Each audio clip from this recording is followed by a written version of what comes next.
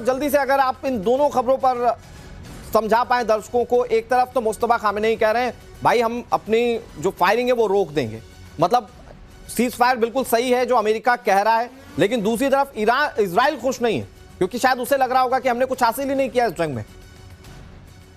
देखिए अनुराग, मुस्तफा खामनेई का एग्जिस्टेंस मुझे नोशनल लगता है, क्योंकि अगर वो ठीक होते तो कम से कम एक वीडियो आता।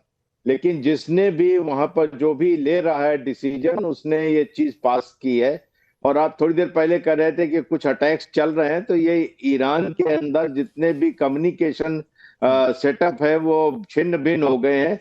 और युद्ध विराम की सबसे लास्ट में खबर मिलती है सैनिकों को, तो जो उन्होंने अपने पुराने प्रोग्राम के हिसाब से फायर कर दिया होगा। अब बात रही इजराइल की समस्या ये है, और खासकर बेंजामिन नेतन्याहू की, वो इक्वली उसी टेबल पे बैठना चाहते हैं जिस पर ईरान अमेरिका बैठा हुआ है। तो उनका ये कहना है कि हमसे क्यों नहीं पूछा गया, इसलिए उनको नाखुशी हो सकती है, क्योंकि वो चाहते थे कि ईरान में ऑपरेशंस और कुछ दिन चले, ताकि एक ऐसा अभीष्ट उनको सिद्ध करने को मिले कि ईरान में जितना डिस्ट्रक्शन हुआ है, ईरान को जितना पनिशमेंट हुआ है, वो उनके हिसाब से नाकाफी है। बार बार इजराइल ये बात कहता रहा कि अगर ईरान न्यूक्लियर पावर बन जाए, सबसे ज्यादा अगर किसी को भुगतना पड़ेगा तो वो इजराइल को भुगतना पड़ेगा, और वो प्रोग्राम ही रोकना उसका मकसद था। लेकिन अगर इतनी लंबी चली जंग के बाद वो प्रोग्राम ईरान का नहीं रुकेगा, नेगोशिएशन टेबल पर अब बात जा पहुंची है, तो वो नाराज होना, नाखुश होना इजराइल का बनता है, और संभवतः उसीलिए वो मिसाइल हमले की तैयारी कर रहा है, जो सूत्र बता रहे हैं। देखिए, नेतन्याहू के विजन में दो चीजें बहुत शामिल थी कि जो T3H जिसको हम बोलते हैं, हिजबुल्लाह, हूती, हमास, इन तीनों का पूरी तरह से विनाश होना चाहिए। इनको जो सहायता मिलती ईरान की तरफ से एकदम बंद होनी चाहिए। लेबनान जो है उसमें बफर जोन क्रिएट होना चाहिए साउथ लेबनान में, वो काम अभी इजराइल की तरफ से जारी है। और उनका एक और विजन था ग्रेटर इजराइल का, जिसके अंदर फिलिस्तीनियंस का कोई स्थान नहीं था।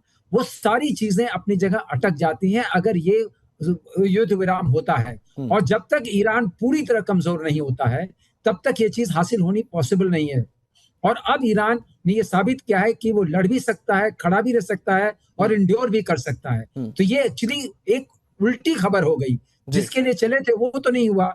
ईरान अब इमर्ज किया है एज ए बिगर पावर, और आप देखिए उसका खाड़ी देशों पर भी प्रभाव रहेगा, क्योंकि खाड़ी देशों को अभी समझ में आ गया है कि अगर हम सिर्फ अमेरिका के सहारे चलेंगे हमारा नुकसान होगा, और हम उस नुकसान को अमेरिका में बचा नहीं पाएगा। आपने बिल्कुल सही बात कही पीके श्रीवास्तव सर। चले थे आप सैंक्शन लगाने, दबाने, ये उल्टा आपको दबाकर बैठ गया है। अब अपनी शर्तों पर आपको ले आया ईरान। और सवाल ये है कि अगर इजराइल मिसाइल हमले की तैयारी कर रहा है तो क्या अमेरिका से इतर वो प्लान कर सकता है ये हमले? मैं इस पर बात करूंगा। एक बड़ी खबर आ रही है, सीज फायर पर अमेरिकी एक्सपर्ट ने बहुत बड़ा दावा किया है। युद्ध के बाद ईरान और शक्तिशाली हुआ है, नेड प्राइस की ओर से यह दावा किया जा रहा है। युद्ध के बाद स्ट्रेटेजिकल स्ट्रांग हुआ है ईरान, ये नेड प्राइस कह रहे हैं। ये नेड प्राइस जो है वो अमेरिकी विदेश मंत्रालय के प्रवक्ता रह चुके हैं, और नेड प्राइस भी वही कह रहे हैं जो हमारे साथ बैठे हुए डिफेंस एक्सपर्ट कह रहे हैं। नेड प्राइस का कहना है कि पूरी दुनिया की डिप्लोमेसी और स्ट्रेटेजी को बहुत नजदीक से देखा है मैंने, और वही ये दावा कर रहे हैं कि युद्ध से पहले के ईरान और बाद के ईरान में बहुत फर्क है। ईरान पहले से और शक्तिशाली हो चुका है। एक और बड़ी खबर आपको बता दें, अमेरिका और ईरान के बीच सीज फायर के ऐलान के बाद वैश्विक बाजारों में राहत है। तेल की कीमतों में गिरावट दर्ज की गई है। रॉयटर्स के मुताबिक अमेरिकी कच्चा तेल करीब 16% गिरकर 94.59 प्रति डॉलर प्रति बैरल पर आ चुका है। ब्रेंट क्रूड 15% गिरकर 92.35 डॉलर प्रति बैरल पर पहुंच गया है। और कच्चे तेल में गिरावट मतलब आपकी जेब पर कम असर, मतलब इस जंग रुकने का सबसे बड़ा फायदा आप लोगों को। इन सबके बीच सीज फायर पर इजराइल के प्रधानमंत्री बेंजामिन नेतन्याहू का रिएक्शन सामने आया। सीज फायर समझौते में लेबनान शामिल नहीं है, लेबनान पर हमले जारी रखेंगे, लेबनान यानी कि हिजबुल्लाह के ठिकानों पर हमले जारी रखेंगे, बेंजामिन नेतन्याहू ये बात कह रहे हैं। सीज फायर के समझौते में लेबनान शामिल नहीं है, ये इजरायली प्रधानमंत्री बेंजामिन नेतन्याहू कह रहे हैं। और इस पूरी वॉर में जब जब हिजबुल्लाह ने सर उठाने की कोशिश की, तब इजराइल ने उन्हें माकूल जवाब दिया, करारा हमला किया, और अभी भी इजरायली प्रधानमंत्री कह रहे हैं कि हम हमले जारी रखेंगे हिजबुल्लाह के ऊपर। ट्रिपल एच जो टारगेट था राठौर सर, उनमें से एक हिजबुल्लाह जिस पर हमले जारी रखने की बात इजरायली प्रधानमंत्री कह रहे हैं। लेकिन मेरा सवाल वही है सर कि अमेरिका अगर सीज फायर के लिए रेडी हो चुका है, बातचीत हो चुकी है ईरान के साथ, तो क्या इंडिविजुअल हमला करने की कुव्वत रखता है इजराइल? देखिए, 10 सूत्री प्रोग्राम में मैं जानता था कि ये इजराइल के गले की फांस बनेगी। इजराइल इसे पसंद नहीं करेगा कि लेबनान के ऊपर हमले तुरंत बंद हो, और ये चीज वो इसलिए नहीं बंद होगी। थोड़ी देर पहले एवीएम श्रीवास्तव सही कह रहे थे कि इजराइल ने एक वहां ऑपरेशन छेड़ रखा है कि बफर जोन लितानी नदी के दक्षिणी किनारे तक पहुंचने का बफर जोन बनाना है। उसको बनाए बिना वो कैसे अपना ऑपरेशन वापस ले सकते हैं? वहां पर उनकी सेनाएं डिप्लॉयड हैं, वो धीरे धीरे आगे बढ़ रही हैं, तो वो उसको नहीं रोकेंगे, उस एडवांटेज को नहीं खत्म करेंगे। और इसलिए इजराइल का एक है, और लेकिन बेंजामिन नेतन्याहू को एक आर्ट तो आती है, वो किसी न किसी तरीके से डोनाल्ड ट्रंप को मना लेते हैं। तो इस जो ये सीज फायर अभी होगी, इसमें देखिएगा कि ये लेबनान के ऊपर अटैक शुरू होगा किसी न किसी बहाने। लेबनान में हिजबुल्लाह भी थोड़ी बेवकूफी करेगा, 2-4 रॉकेट दागेगा, और उसके बाद ये शुरू हो जाएगी जैसे पहले चल रही थी। तो इस पूरे 10 पॉइंट में से आप लेबनान को निकाल ही दें तो बेहतर होगा। तो क्या ट्रिपल एच के खात्मे के उस बिंदु पर इजराइल टिका रह सकता है पीके श्रीवास्तव सर?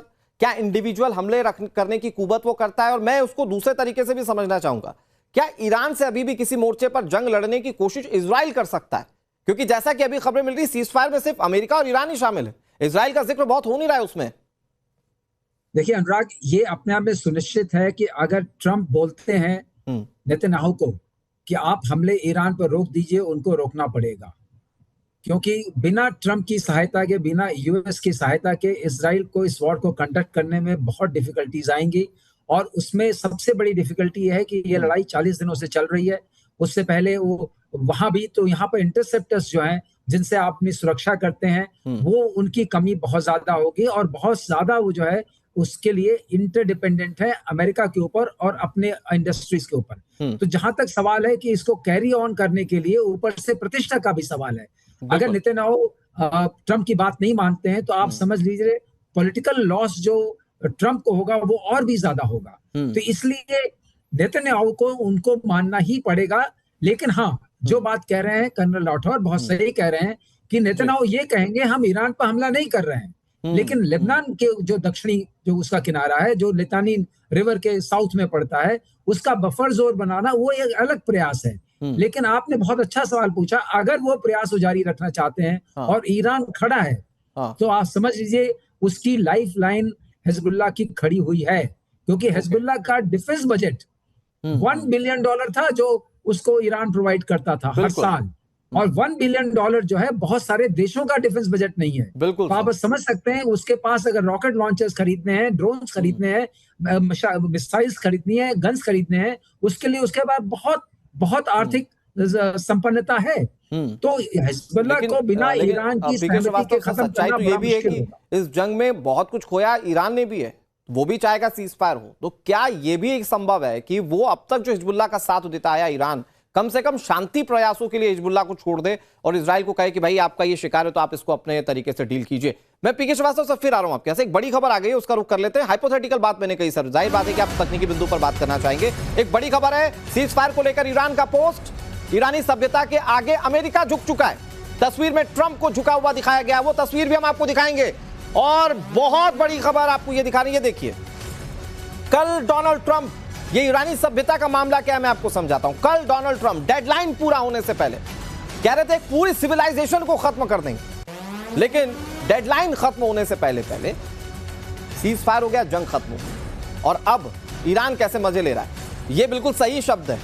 जंग के बीच में इन शब्दों का इस्तेमाल बहुत कम आपने सुना होगा, लेकिन मैं आपको बता रहा हूं क्योंकि ये सीज फायर हो चुका है और उसके बाद आप देखिए ईरान कैसे मजे ले रहा है डोनाल्ड ट्रंप। वो बच्चों वाले वीडियो बनाकर पहले भी एआई के जरिए खूब मजे ले चुका है डोनाल्ड ट्रंप की, अब कैसे मजे ले रहा है ये जरा तस्वीर आप देखिए बिग वॉल पर, और थोड़ा फोकस करके दिखाइए। ईरानी सभ्यता प्राचीन सभ्यता है और ये सभ्यता खत्म कर दी जाएगी, ये डोनाल्ड ट्रंप की ओर से कहा गया था। लेकिन ये जो पोस्टर जारी किया गया है, ईरानी झंडा आप देख सकते हैं, ईरानी सभ्यता को देख सकते हैं आप, बड़ी प्राचीन सभ्यता है, और वहां पर डोनाल्ड ट्रंप कैसे नतमस्तक है, बाकायदा झुके हुए, अपनी रेड टाई के साथ, अपने सूट बूट के साथ। ये डोनाल्ड ट्रंप है। और सवाल ये है इन तस्वीरों के साथ, ये अमेरिका एक्सेप्ट करेगा क्या? ये डोनाल्ड ट्रंप एक्सेप्ट करेंगे क्या?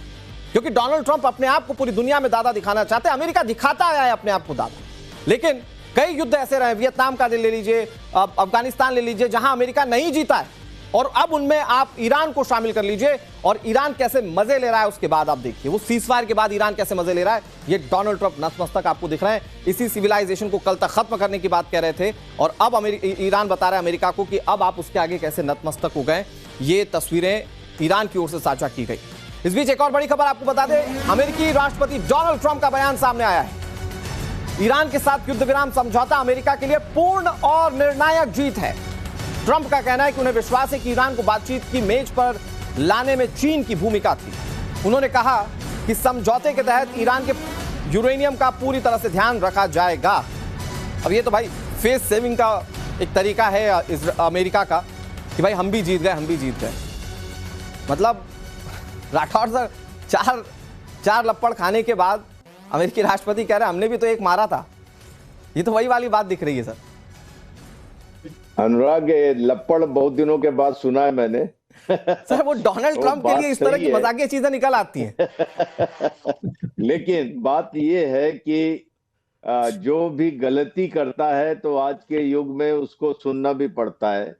और ईरान एक अंडरडॉग था, ईरान ने सबसे ज्यादा सफर किया है, तो ये एक नेचुरल इंस्टिंक्ट होता है मनुष्यों में कि अंडरडॉग के साथ सिंपैथी होती है। और ईरान के कितना नुकसान हुआ है वो अनइमेजिनेबल है। बिल्कुल। और ईरान को उसकी भरपाई करने में कोई दो राय नहीं है सर, इसमें कोई दो राय नहीं है। और जाहिर बात है कि वो पाषाण युग की तरफ ईरान जाता हुआ भी दिख रहा था। पीके श्रीवास्तव सर मुझे माफ कीजिएगा, वक्त इतनी इजाजत दे रहा है, लेकिन बात रही सही इतनी है, एक टारगेट के साथ अमेरिका ने हमले किए थे, और उन टारगेट में कहीं मैच करता हुआ अमेरिका नहीं दिखाई दे रहा है, और बातचीत की मेज पर आना अमेरिका अपने लिए जीत मान रहा है।